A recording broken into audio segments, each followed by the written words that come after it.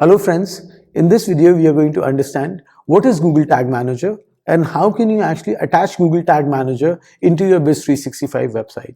So Google Tag Manager gives you a way, it's a central place, it's free of cost, and it gives you a way in which you can integrate all your marketing tags or all your marketing analytics into a central place in Google Tag Manager itself, and you don't have to do it separately for Facebook Pixel and Google Analytics and let's say Microsoft AdSense. You don't have to do it for every individual and integrate it in your e-commerce. All you need to do is just integrate Google Tag Manager, and that will take care of all the analytics for you.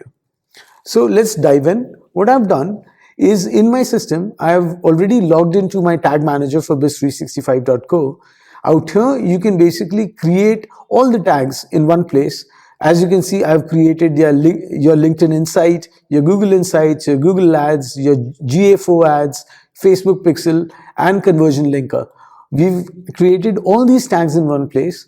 Now what we need to do is basically just take this container ID, copy it from here, go into BIS 365, go into settings, SEO settings,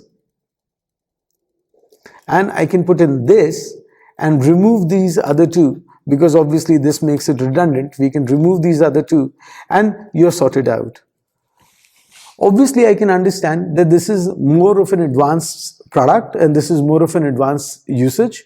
So if you're stuck somewhere, please get in touch with us so that we can point you in the right direction and probably share with you some, tutorials, videos or YouTube videos so that you can watch them and understand how to use Google Tag Manager in a more efficient fashion.